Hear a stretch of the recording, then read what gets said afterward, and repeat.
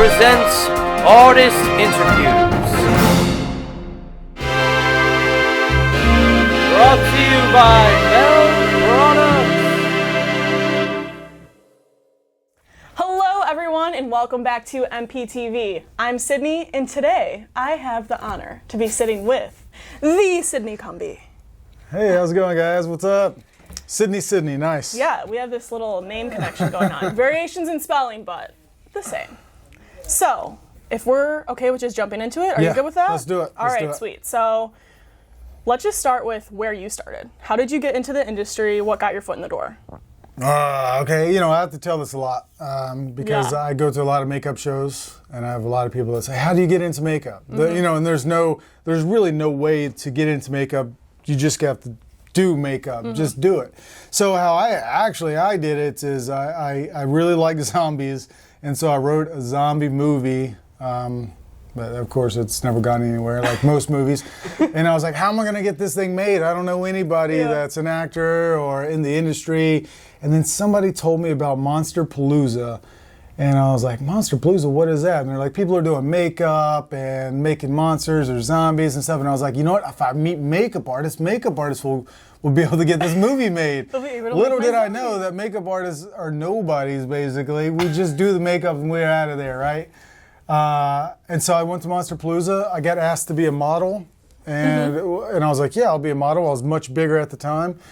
And so I started modeling, and that's how I learned makeup. And I was like, nobody needed me as a model for a good chunk of time. So I was like, I bet you I can do this on myself.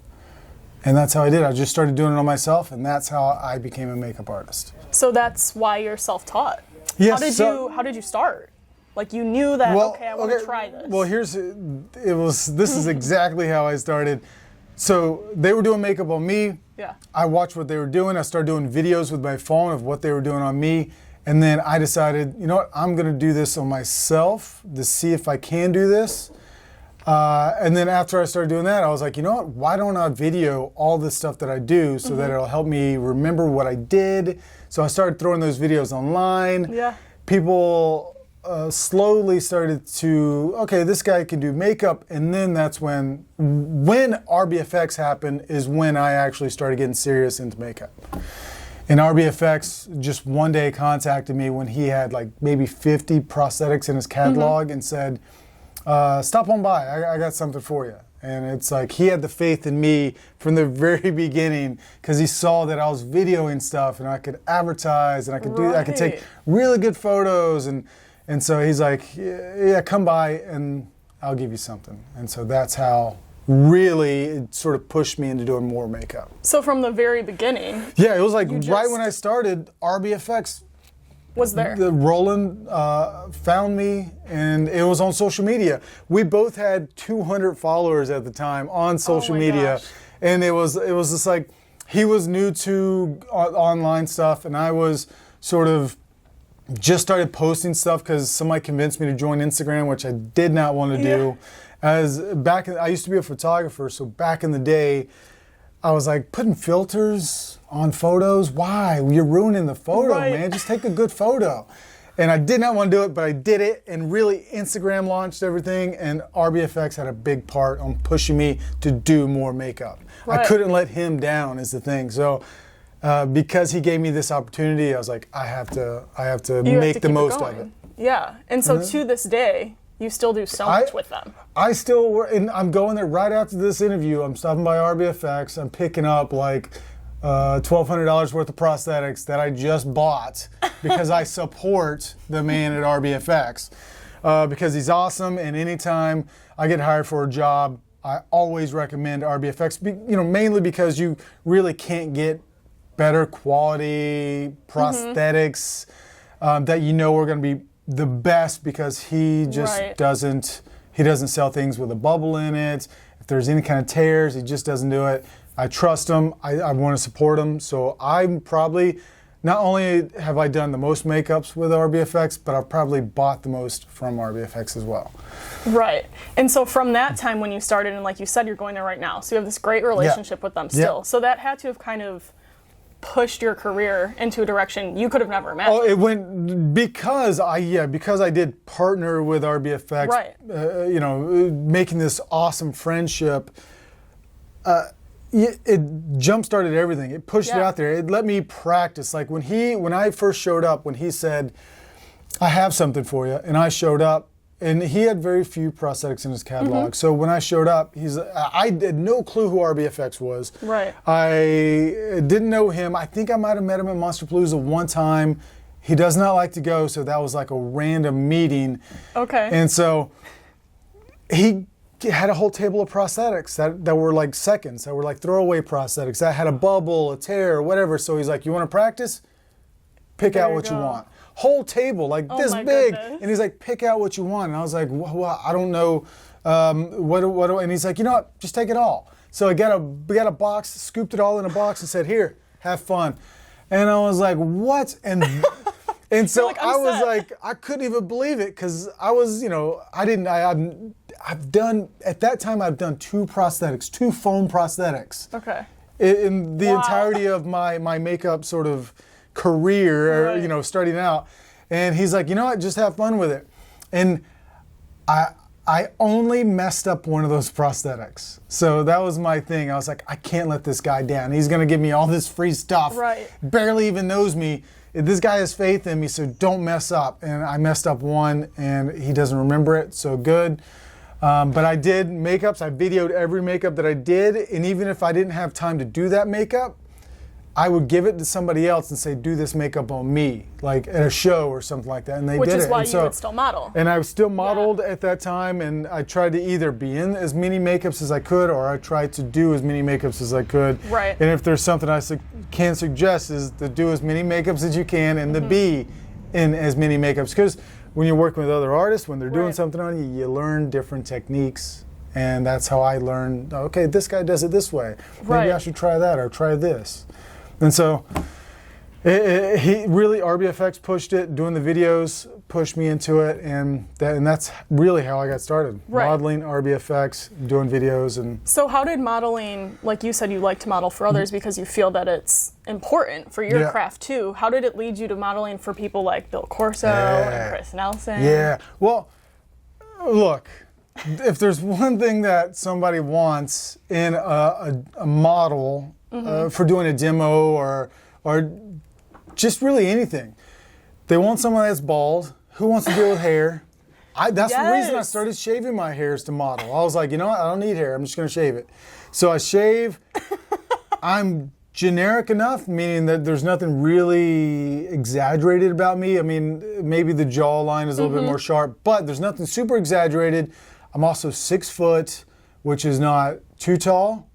It's sort of in between. It's sort of like he can play multiple sort of characters.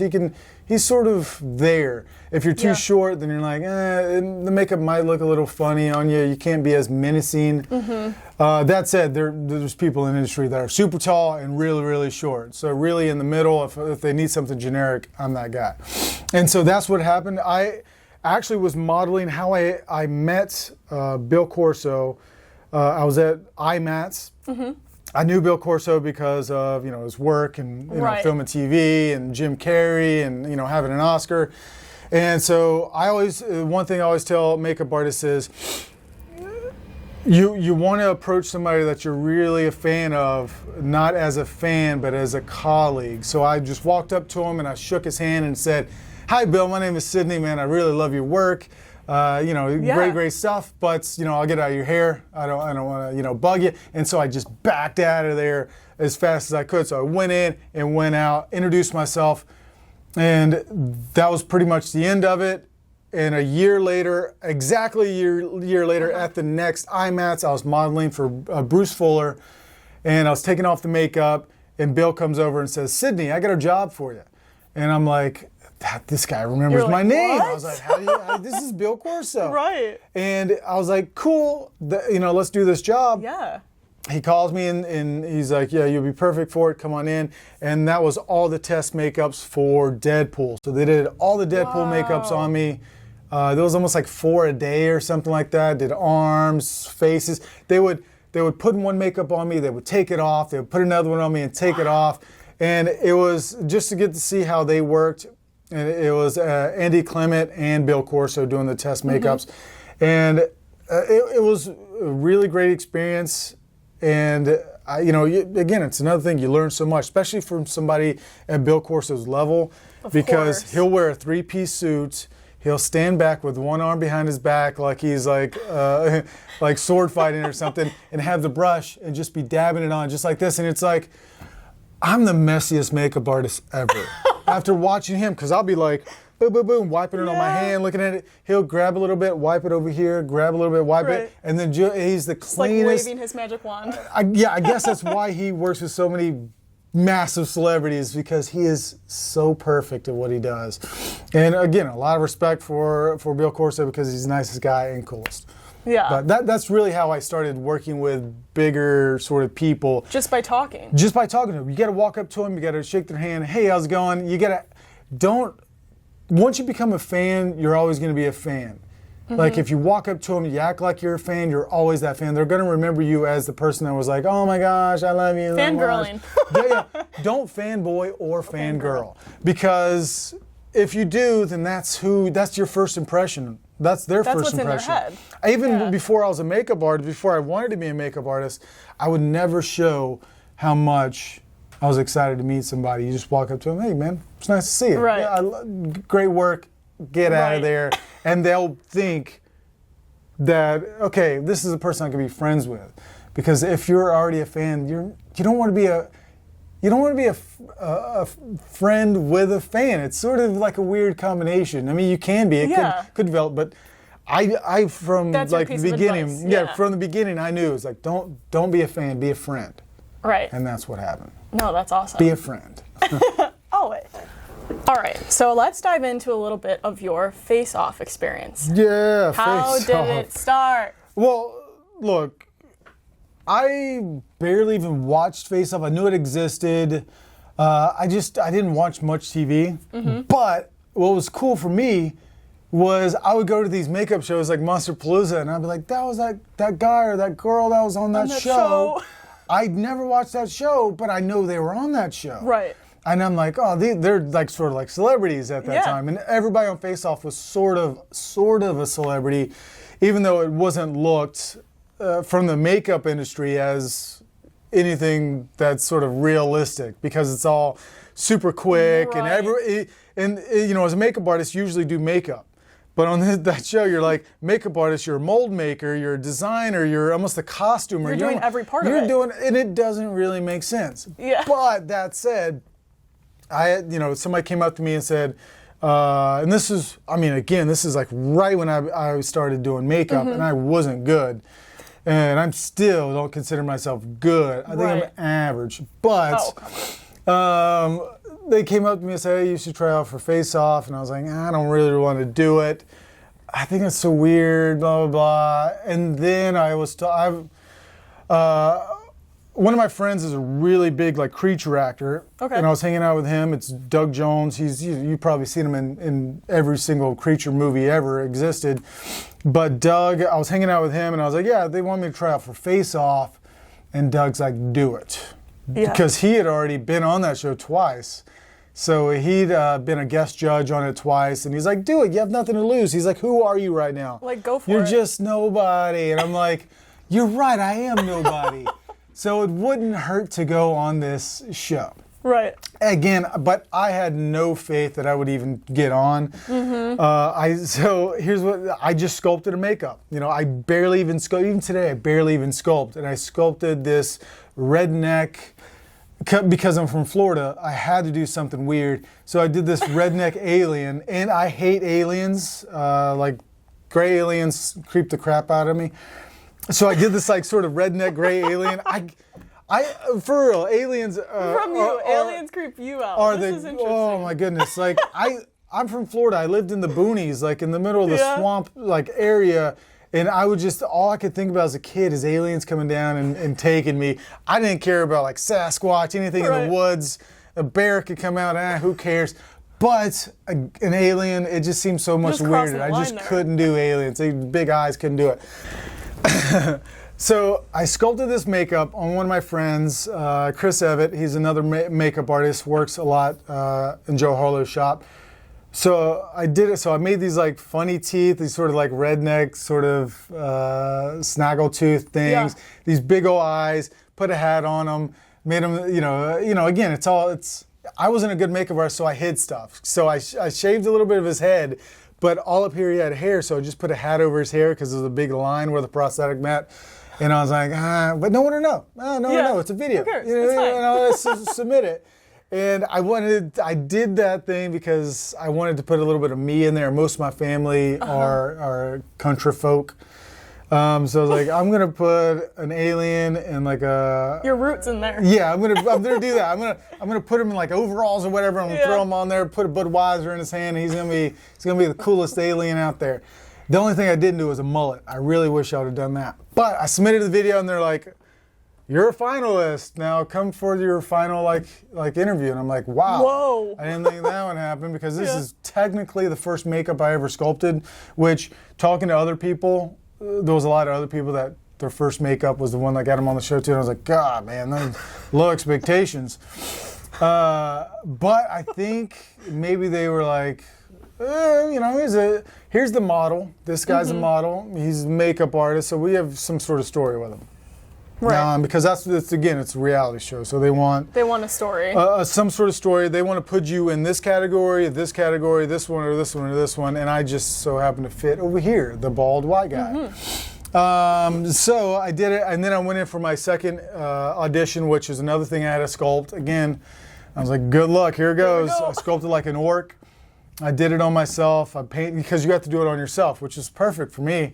Everybody was doing stuff on themselves. They had all this hair, and I'm like, no hair. And it was a silicone prosthetic because I'm used to doing foam. Never did silicone. This again, my first silicone prosthetic, and I had to do it because I had very little time. They were like, you have to sculpt it, mold it, and I was like, oh God, here it goes. So I did it. Boom, boom, boom. I put it on myself. I had teeth. I made teeth with it. And they're like, all right, cool. And somehow I made it on the show. And then, look, it was a good experience. Doug really wanted me to do it. He said, you have nothing to lose. I didn't have anything to lose. Yeah. But I didn't last long. The second episode, I got booted off. I didn't sculpt the makeup or paint the makeup, really. I just did some things for the makeup. It was on like this team thing, and so both Florida guys got kicked off, and it was really sad because I felt bad for him because he really wanted to be there. For me, I was just like, you were just doing it. I didn't embarrass myself. Yeah. I'm happy. So it made me super because I thought I was going to embarrass myself, and I didn't. First episode, top looks. Second episode, kicked off. Done. I did top looks. Boom. And then right when I got kicked off, that's when Bill Corso called me for Deadpool. So that right there, I was happy because I got kicked off, and then I went right into Deadpool work, and I was like, okay, good. I wouldn't been able to say that I was Deadpool before Ryan Reynolds unless I got kicked off at that time. So it was definitely a good time. Didn't embarrass myself and got to do something really cool with Bill Corso. And now Bill still hires me for a lot of stuff. Like he put me in Cloverfield Paradox. That was a cool one. I was just a severed arm. He put me in a J.J. Abrams Apple commercial. I was just sitting there. I got paid.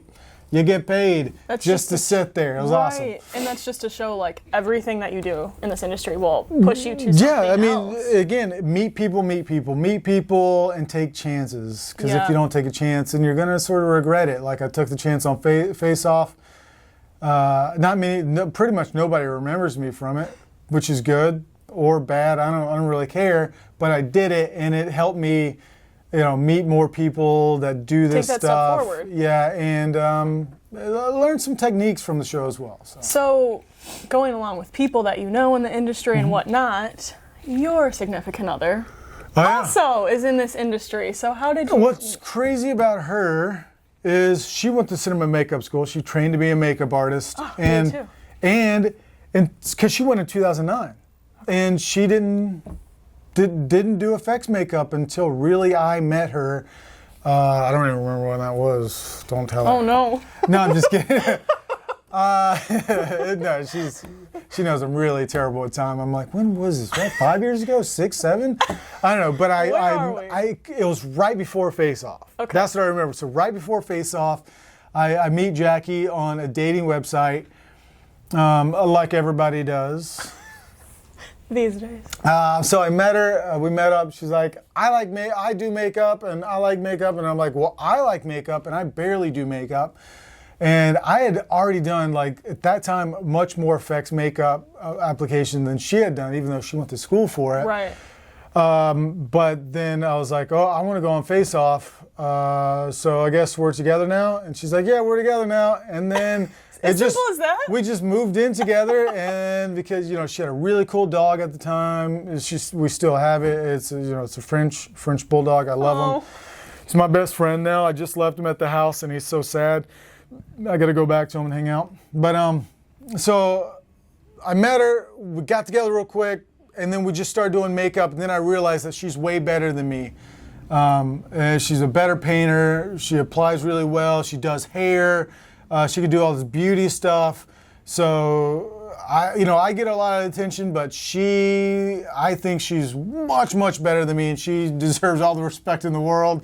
Of course. So I try to support her, and she didn't start doing this stuff until she met me, and we started dating, and I started pushing her. I was like, you got to do this, you got to do this, you're really good at this, you can do this. And at the time, I guess she didn't have a lot of confidence, because once she got out of school, it was really hard to find jobs, and of course it is, it's going to be. Yes. But sort of, she was the kick for me to be better. I was also the kick for her to, like, look, you got to do this, do that, do this. And then she started doing it, and now I'm jealous because she's just, she understands colors more than I do. But that's why, see, you have each other. You work and off of that's each why I other. can't leave her now, because I'm like, oh man, but if I leave her, she's gonna outshine me, I gotta hold her down. No, she's really good. It only pushes me to be better, because when I watch her do stuff, I'm like, man.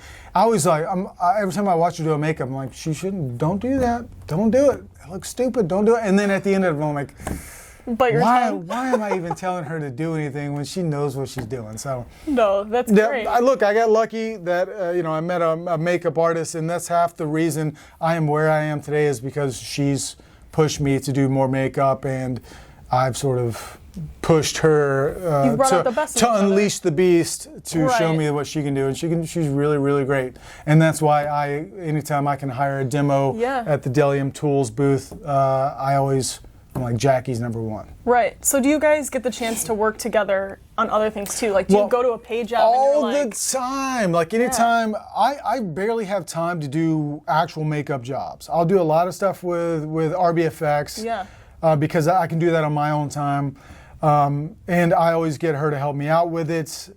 But anytime somebody offers me a movie or something, I forward them to Jackie. Is like, talk to my assistant.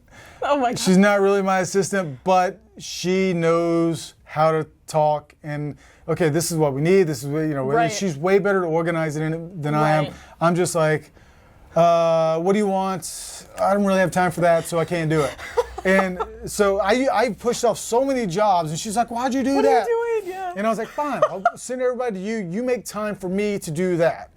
And so the only reason I even work jobs is because she can organize the stuff, like commercials, like little features, music videos, are all really because of her. When somebody offers me a job, I'm like, Jackie, work your magic, because do your thing. Yeah. I'm so busy with stuff, and on my own projects. If you go to my house and look at my garage, I have movie props everywhere that I repurpose and try to, okay, I got to do this, I got to repaint this, got to do this. Molds, like I have matrix molds all over my garage.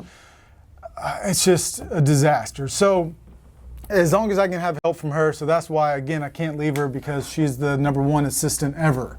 So. Well, that's incredible to hear that you guys get to like play off of each other. And like you said, it's improved your career, it's improved hers, and it's like this team effort.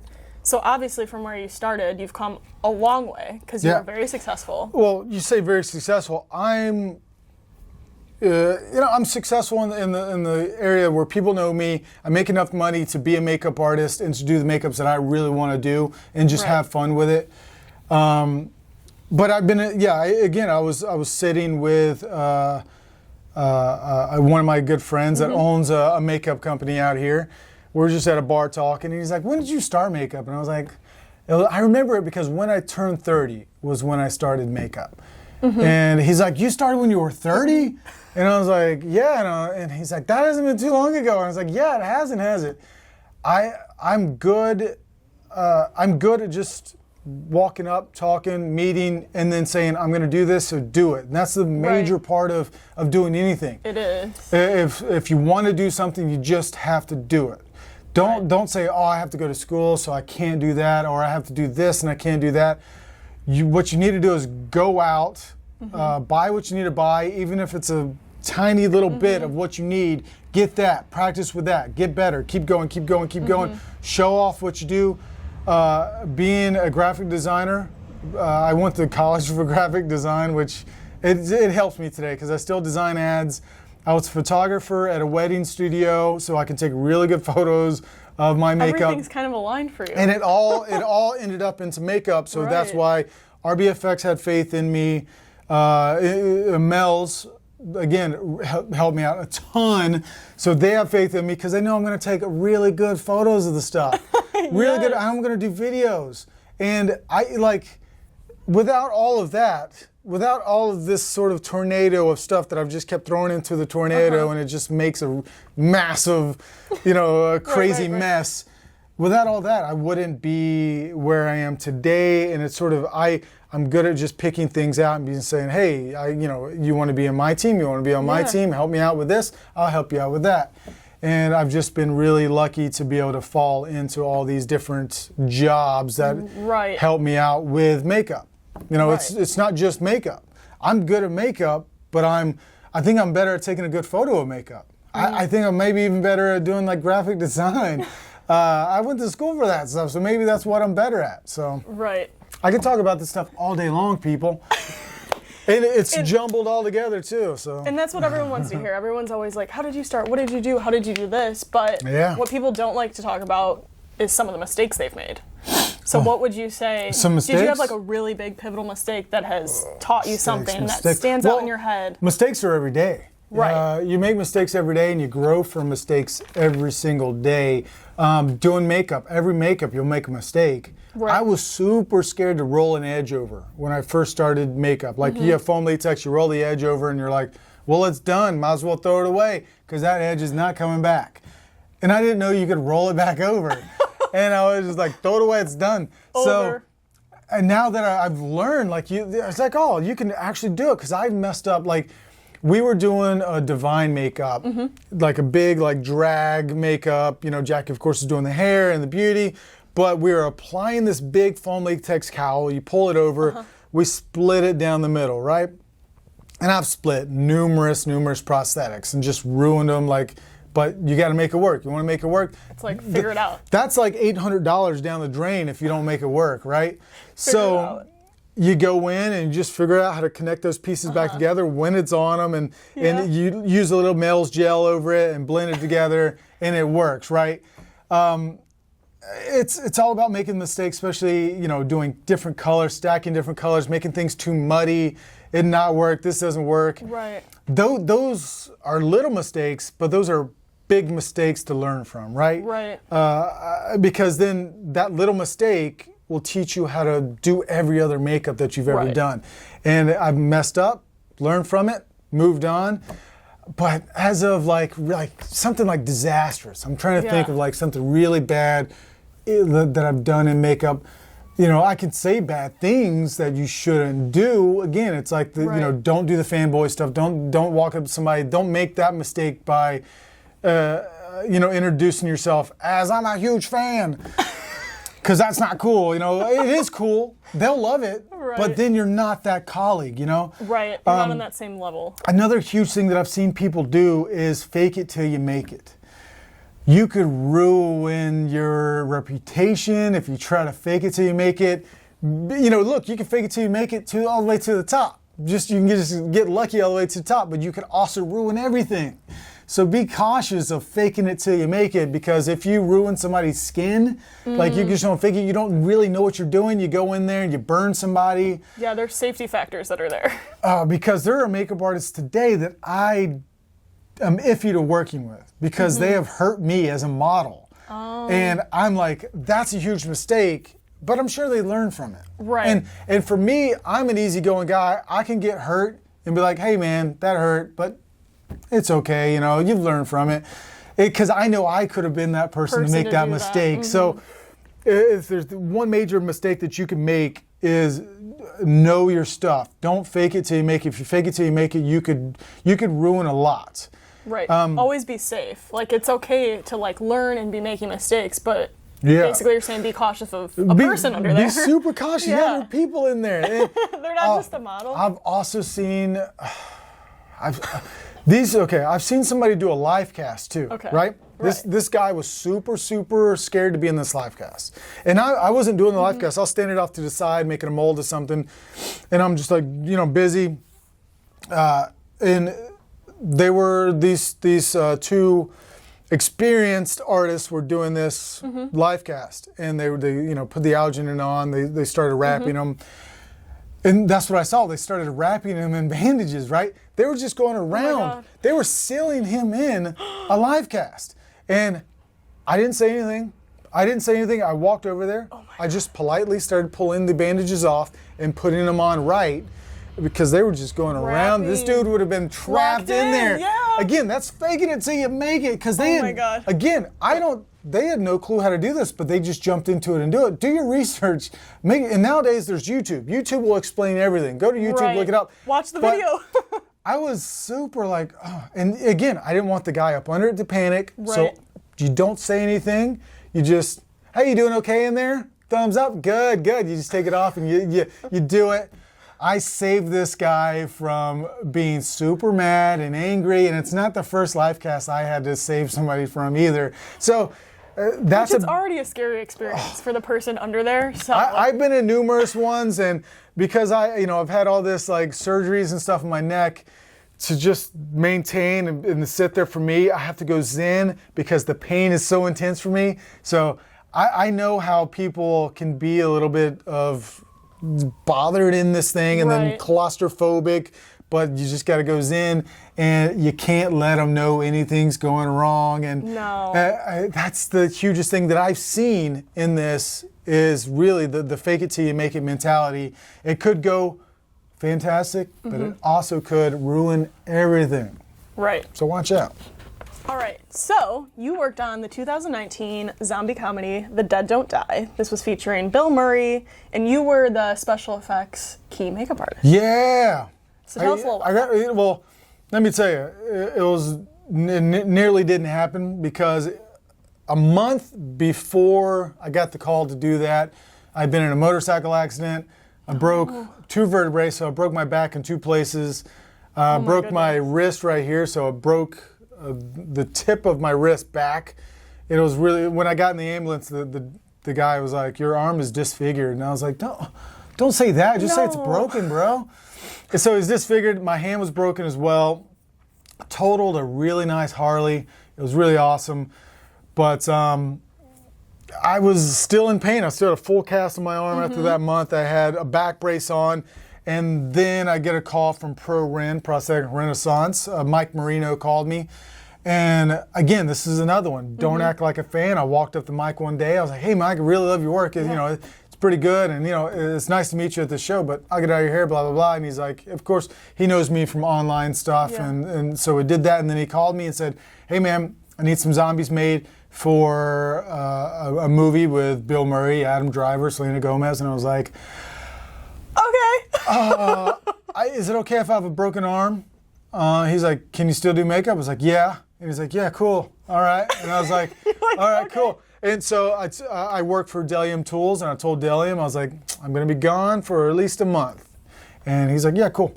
And so I just left the office, and I had Jackie go in and cover. That's good. Another good thing about having a makeup artist. Someone to cover for you. So she can cover with me in the office at the brush company. She can do all that stuff. And so she went in there for a whole month, and I went off to this movie in upstate New York.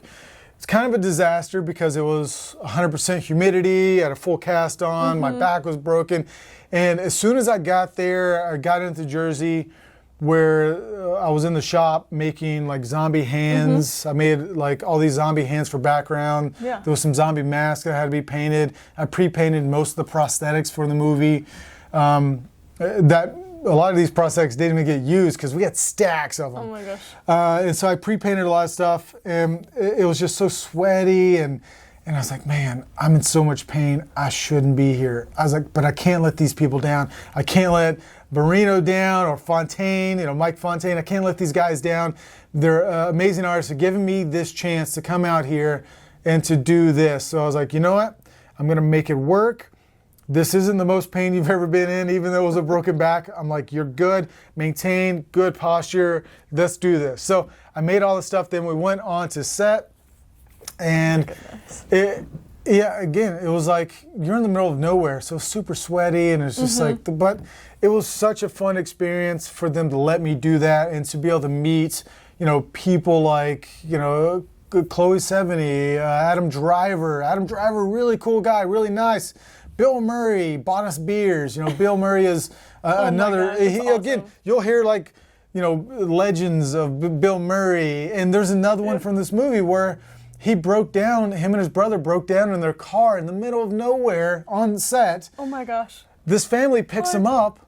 He takes the family out to eat and gives them a part in the movie.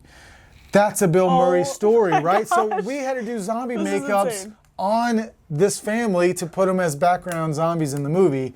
I don't know if they were ever seen or anything, but still, I was like, what a story. That's a good, when they tell Bill Murray stories, I'm like, maybe they're all true because this one happened and I was there. And you were there to confirm it. It was really cool to be able to do this and to hang out and to work with such great artists, because we had Bruce Fuller on for a bit. Bruce is another great artist just to be able to work with.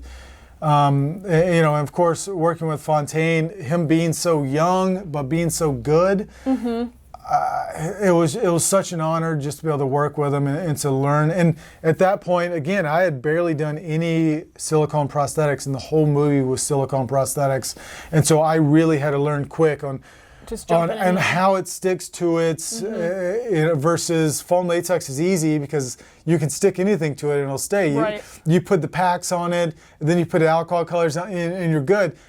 The silicone is tricky, you really gotta. It's a way different And process. I hand painted a lot of it. I'm like, I don't hand paint a lot of stuff, but I was hand painting a lot of these prosthetics. And it was definitely a great experience, and just to be able to meet all these people and to be able to work with Fontaine. And then I met some also other makeup artists on it, and all great people on this film. And the film came out. Yeah, no, that's incredible. And I watched it in movie theaters, and I was smiling the whole time because I was like, hey! I remember that. I remember where I was. Yeah. Oh, I was standing right there. This is when that happened. So would you say, like, from that experience and feeling that for the first time, where you're like, I kind of would like to do more movies? I would like to. I have a lot of friends that call me all the time, and want to get me on Marvel movies and stuff like that. And I'm just like, I don't really have the time, dude.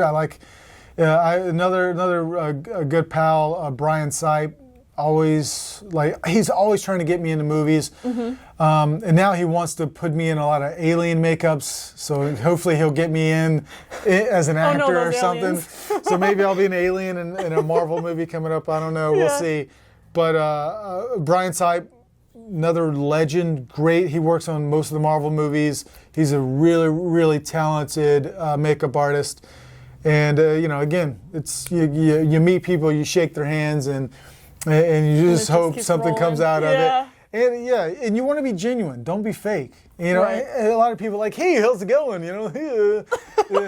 I do that sometimes, but I'm like, that was dirty. That was dirty. Don't be fake. That's like the Hollywood thing to do, is right. Yeah, go Hollywood in there fakeness, and to be that fake guy. I try to go in there and just be as me as possible. Right. And be just be genuine, just be yourself. If people don't like that, then good. Right. You don't have to be around that person anymore. Just be yourself, don't be fake, and then maybe eventually I will work on more movies, but until then I travel a lot with Bdellium Tools, like the brush company. So I get, look, I would have never gone to Germany. I would have never gone to Australia. I go to London every year. We just got back from Mexico like 2 months ago, Mexico City. I would have never even gone to Mexico City and been like, this is a cool place. Right. Even though you can barely breathe because it's like 7,000 feet up. And I'm like, thin air. It was tough for me because we're like 300 feet here and they're 7,000 feet. And I'm like, I would scare myself to wake every night because, okay, I'm alive. But I get to go to all these cool places, man. Right. And I work with the brush company, and I get to talk to people and tell them what I do and how I do it and what brush I like to use. And I wouldn't have those experiences without walking up to people and being and like, just I am talking. I got hired from for Bdellium Tools because I'd walk up to somebody and say, hey, nice to meet you. Right. And then the guy that had the job before me said, Sydney will be a really good replacement for me, hire him. And that's how it works. I design all their ads. I do a lot of their photography for them. I post on social media for them. And I do all their makeup demos and stuff. So I do a lot for Bdellium Tools. So learn as much as you can. So with that being said, and with you doing so much for them now, you couldn't have imagined yourself here. Like you said, everything just like comes from one other thing. What I've always wanted in a job was job security, where I can work a job, not worry about getting another job or getting this job. As a makeup artist, you worry about that a lot. You're like, okay, when is the next commercial going to come along? Or when is the next show going to come along that is going to hire me? For me, I get to do makeup. I get to do a lot of the makeup that I want to do. I get to be creative. I get to bring my own creatures to life. But I also have that security of I work in makeup where I don't have to like, oh my gosh, I have to get this job or that job. So I get, I work with a brush company. I have endless brushes. You have quite the setup. Oh, it is great. If you go to my house, you'll see how much Mel's packs I have in drawers.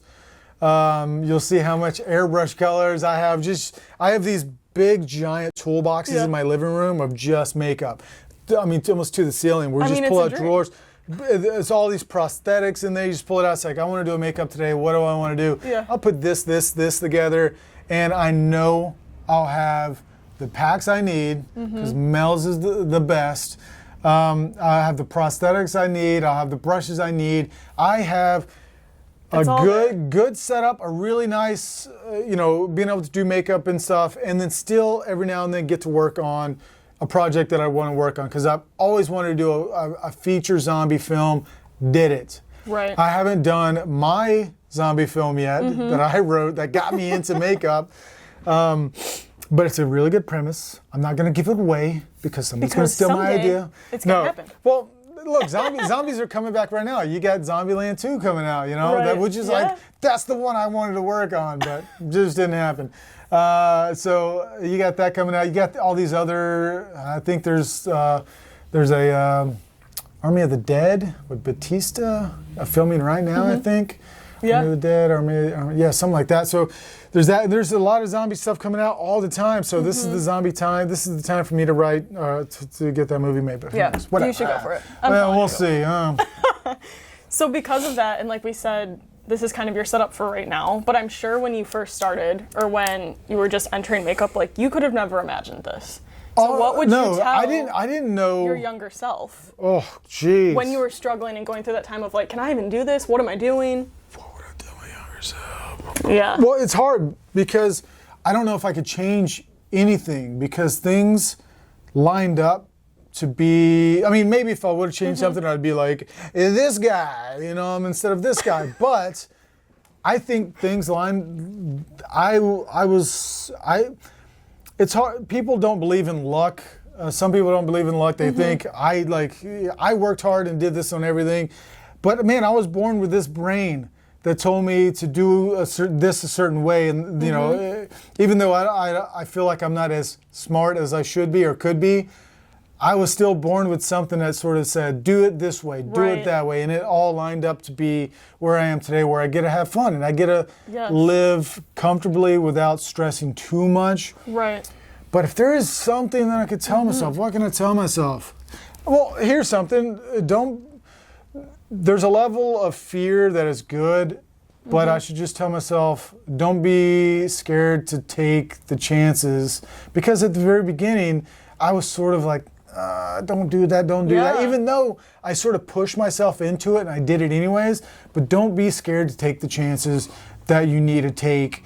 This isn't a fake it till you make it thing. This is a, you know what, I'm scared to do this, but I'm pretty sure I know to do this. And don't be afraid to ask people questions. Like when you come up to me at a show or something, like ask away. I'll try to tell you as much as I can. Because that's my job basically, is to help people out, tell them like this is how you do that, this is how you do this. Why not? Why not offer up knowledge if you have it? Because maybe that person that asked you that question is going to be your next employer in the future. Like I've had people that I've just talked to at a show that hired me for like a commercial or something because they didn't know it, they knew I knew it. And they're like, you can do this, you know, but like, you know, they can be the makeup department head, whatever, but they can hire me on to do all the heavy lifting, whatever, I'll do it. They gave me a job. That is cool. And so don't be afraid to take those chances. You know, there's healthy fear, but there's also too much fear. Don't be too scared to take those chances. So that is huge. So kind of what you would tell your younger self is what you would tell a makeup artist that's struggling now. You would just say like, don't be scared, people. Yeah. Sydney, you got this, brother. Don't be scared. Just do it. Be more confident. Like people always think that confidence is a big thing. They're like, Sydney's so confident. He just walked over and talked. I battle internally every day to be social. I am very antisocial. People think, oh, he's so outgoing. He's in videos. He does all this stuff. He goes to all these makeup shows. He shakes hands. Hey, hey, hey, hey. But on the inside, I'm like, you can do this. You can do this. Don't panic. Like, as a kid, I loved being alone. But you got to force yourself to be out there, and you got to force yourself to talk to people. To communicate, and to be friends, man. Be everyone's friend. Be kind, right? Jeez. Yeah, again, that's another one. I like that. Be kind. Yes. Don't be mean. Even if people are so mean to you. Like, there's so many people that are just like, to this day, they're so mean to me. But I'm like, eventually they'll learn. You know? Brush it off. You know, maybe somebody had a bad life and they just deal with it a certain way. Yes. I don't deal with it that way, but maybe they do. So let them just let it be. Let it be. Don't internalize it and be too, because even you know, my girlfriend Jackie, sometimes somebody would like give her attitude or whatever, and I'm like, don't worry about it. You gotta don't take it. And to she's heart. like, you're so much better at this than me, and I'm like, you just gotta not care, man. Just go with the flow. Go with the flow. So who do you think that your favorite makeup artist or someone that really like inspired you or pushed you to the point to feel like this? I mean, you say that you don't feel like you're this outgoing person, or like it's hard for you to just like go out there, but you come across that way, and you're very vibrant in what you do. I move a lot. Maybe that's why, you know. So who made you do that? Like, who got you there? What makeup artist sort of just pushed me out there that, here's a big one, like that got me to do makeup. I mean, he was an inspiration just because he was bald. Bald guys unite. But Dan Gilbert used to do demos at PPI all the time. Before I was a makeup artist, I would watch him do makeup on himself. And I'm like, Dan, that is cool, man. How do you do that? That is cool. What are you using here? What are you using? He would always explain everything. So Dan Gilbert was like the probably first makeup artist that would always give me suggestions on how to do this or how to do that. And was really encouraging, still is today. And that's why anytime I can hire somebody, I will hire Dan Gilbert, because he is an amazing artist, a good friend, really cool guy. And then you got Rod Maxwell at the very beginning. Rod Maxwell at the very beginning. And today, he's still just the most friendliest person ever. The nicest guy, right? Oh God. I can't say enough about this guy just because he, from the very beginning, was really, really cool with me. Just wanting to hang out and talk to him, and he was like really awesome. And then you got like Brian Sipe. I was doing some transfers, like at the time, sculpting transfers. And Brian Sipe, I met him at Nigel's. Somebody said, "Hey, this is Brian Sipe," and I was like, "Hey, Brian, what's going on?" He's like, he's the owner of Got Flesh. Me not even knowing who Brian Sipe was, I was like, "Oh, he owns this. I'm sure he doesn't do makeup. He owns a business." And sure enough, he was a makeup artist. He was amazing. He's really cool, really nice. He's hired me for stuff, which is really, really cool of him. Really encouraging.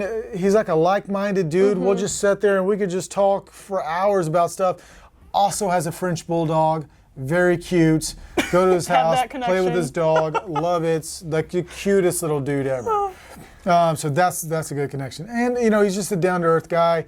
So that would probably be the top 3 from the beginning. Right. Inspiration-wise, of course you got like Bill Corso, because he's hired me for so much stuff. He's a really, really great guy. I can talk to him about anything. And he just seems genuine when he's talking to me and just hanging out. I'm like, yeah, this guy's really cool. And you can feel that when someone's being genuine. You could just like, oh man, like I want to hang out with you forever, Yeah, like you're awesome. And he has great hair. So, that's what you got to look at in people. They're great hair, because I don't have that. And through finding like inspiration through people that you look up to and stuff, now people are looking up to you. I mean, really, like people look at you and think the same thing maybe that you wrote about them. And I'm sort of like in between. You got cotton and latex people that do really cool stuff, but they don't really do movies and stuff. Then you got like, Bill Corso, Chris Nelson, all these guys over here. And then you got me. I'm like in a murky area in the middle where I can do really cool stuff. I still put my stuff on YouTube because why not? If it helps anybody, cool. So I'm almost like a YouTube makeup artist, which is weird, but I also work on a lot of cool stuff and get to do the legit makeup artist stuff. So for them to look up to me, I think it's cool. I like it. But I'm also like, if there's something like you're talking to me right now, and I had this happen where somebody was like, "Oh my God, you're so cool," blah blah blah, and right next to him was Chris Nelson, right next to this person, and they're telling me, and then I'm like, you know who's really cool? This guy right here. Chris Nelson, he's done so many cool things. Like, how do you not know Chris Nelson? Blah, blah, blah. And then, of course, Chris is so humble, and he's just like, why'd you have to do that, man? He's like, don't put me on the spot like that. And I'm like, well, people need to know, like, I'm just this guy in the murky area. You got Chris Nelson over here doing this really cool stuff, and especially when you got artists that sculpt like that, when you can do the really cool makeups, and then he also looks really cool. He's like a rock star makeup artist, So I'm like, get this guy. He's the cool guy. So because of that, and like I said, people do look up to you, and it's because you stay current. You said you're always putting out videos still. You're always making yourself be aware what keeps you current, or what are ways that you stay working. Well, here it is. Nowadays, everything is social media. If you want people to know you exist, you got to put things out on social media. Back in the day, there was no social media, so it was all connections. Like, do you know makeup artists where they can work on this? Right. Nowadays, you have Rick Baker like commenting on my stuff and be like, "Oh man, this is really cool," and I'm like, "What?" Like when I met him, I walked up to him at IMATS, and I was like, "Hey, Rick, how's it going?" And he's like, "You do a lot of makeup." And I'm like, "Yes, I do. You know who I am." Yeah. So I was like, "That is really cool." And then I was like, "Do you want some brushes? I'll go get you some brushes." But so it's just about. It's about staying current. You have to put yourself out there. Again, if you're working on set all the time, you can't post a lot of the stuff that you do until way after it's out. Backlog it. Get ready to put it out there. Do stuff that you can post that you like. If you're like as makeup artists practice, you're going to practice, put your stuff out there. it's about people seeing you. Like, that's how I got the job on The Dead Don't Die. It's about, like, they saw all the stuff that I do, and they're like, well, he can even if it's all foam latex, we can show him how to do this, because he sort of understands how to do this. I'm sure he can understand. Right. So they know what I can do. I put myself out there all the time. Again, it's me, again, being current, showing stuff, keeping up with the times, learning new techniques. Like, new techniques come out all the time. Right. And people post about it, and they'll show you how to do it, and they're like, oh yes, I could do it that way. Then start practicing that and doing it. You got to keep up with the times. If you don't keep up with the times, get lost in the past. They're just not. You're not going to get hired for You're anything. not there. You're not if you're a makeup there. artist, you want to work. Keep it up. Learn. Continuously be follow, learning. and that's what I try to do. And I know I'm not going to work on much things because I'm always really busy. But when a random commercial comes up, I'm like, you know what? I'll do it. I got the time. But if I'm in another country, then I can't. So right. No, that's awesome, and I think that's something that's always in our minds, is to keep learning and never feel like, oh, I know it all, because that's just not true. Well, like, to keep what I just said, when you walk up to people and you introduce yourself, sure, you made that connection. Yes. But they don't know what you do. They don't know that you're a makeup artist or you're a model or anything, unless you say it, and still they don't know what you've done. They haven't seen your stuff. But nowadays, you can show it online. That opportunity. Bill Corso sees the stuff that I do. Howard Berger sees the stuff that I do. So if I get the chance to work with him, he can sort of, instead of bringing a portfolio, he can sort of just scroll through and be like, all right, I can already see this guy is not too crazy. And I'm crazy to an extent, but I'm not too crazy, and he's done work. And he's done a lot of it. And if you've done a lot of work, they know you made those mistakes, through trial and error. They know that you have to experience. Yeah, you have to be an experience. It's with anything. It's like, how do you get muscle? You got to work at it, right? And so that's what you're doing. You're training the muscle in your head to sort of create a muscle memory, as it is, to do the makeup. Because nowadays I can just zone out and just throw things together and be like, it's the makeup. There we go. And it's a makeup, and it just happens, and it'll look terrible at the beginning, and then it'll look fine at the end. So. Right. Well, even though you say you're not this crazy success story, you are, and in a lot of ways, I'm sure everyone always is wondering, in the artist's head, what do you think is your biggest achievement? Like, this is the big question. Where did you find the most success in your brain? Not necessarily out there, but that you think. Something that I really think. Biggest achievement. Achieved. Oh, man, this is hard, man. I don't look like a crazy person on camera because I can't think of anything. Biggest achievement, I guess the achievement as in people knowing who I am in a good way, not a bad way, because I could be, what is it, the Catch Me Outside girl, and I could be making millions, but people know me in a really bad way. Yeah. I could be that person, or I can just be Sydney, where people say, he does all right makeup. And I like that. I see that as an achievement where people know I do makeup and they see that I can do some decent work. And I think that's as a makeup artist, that's a big achievement, is for people to like, I can trust Sydney to do a makeup. Right. So I will hire him for this. I think that is an achievement, even if it's not, I'm holding my award in my hand, people knew who I am. Right. I don't need that. All I need is Rick Baker to say, you do a lot of makeup. And you're like, that makes me like, yes, I do, sir. Yeah, dude, I do a lot of makeup. Somebody finally said it. Yeah. The gratification. So, having him do that was really, really cool. Having Mike Marino give me a call. I don't even know how he got my number, but he got my number. Gave me a call. Maybe I gave it to him. I don't know. But just having people recognize me as a makeup artist, I think that is cool. Because just knowing you. At the beginning, I was legit like a YouTube makeup artist. Like, I was just throwing videos online. I wasn't working anything. I wasn't doing anything. But and again, there's nothing wrong with that, because you can still make money online. And if it's a job, it's a job. Right. And if you like your job, then that's what you need to do. But I wanted to go further with it, and being that now that I have that sort of this and this, and I know you, and you know, I like that. I think that's any achievement that any makeup artist that's starting out would sort of want to get to is you do makeup. Right. Yes, I do. Thank you. No, I think and having Rick Baker say it just makes it. That is just wow, the cherry. And every time he comments, I screenshot it, and I'm like, I'll save this.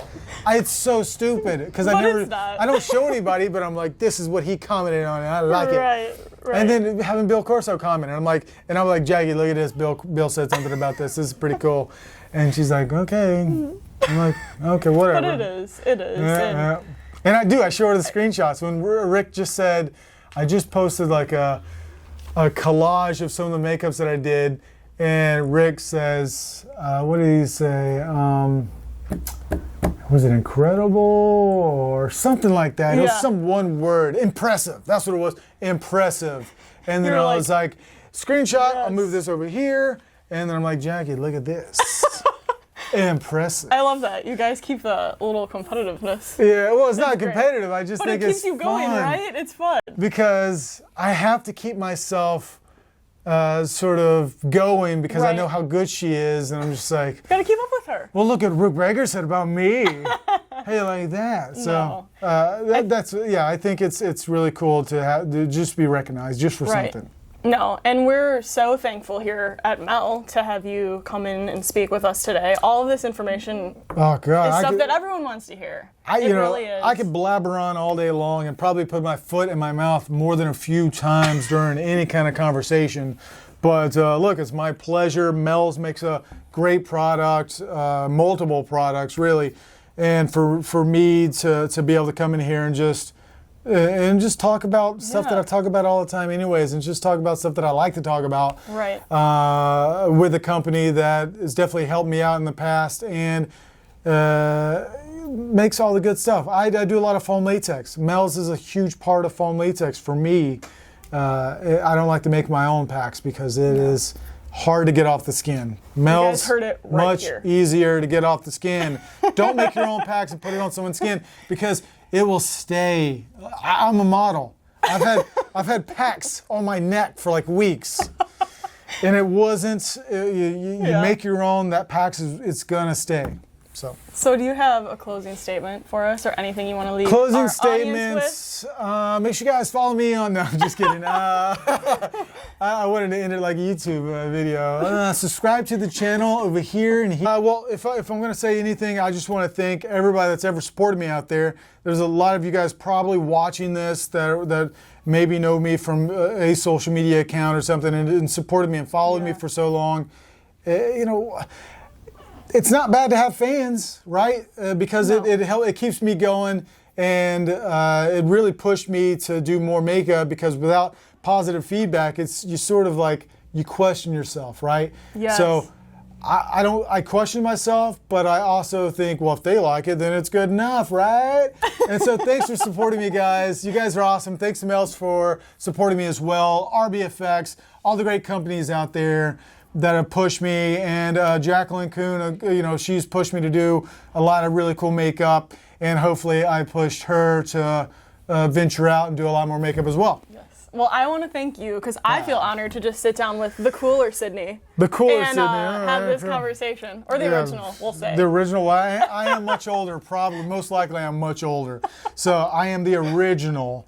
Thank you. But yes, I'm honored to do it, and on behalf of Mel Products and MPTV, it has been great to have you here. We just want everyone out there to know from the source. Remember, respect the craft. I'm Sydney, and I'll see you next time. Where's Sydney? Oh, yeah.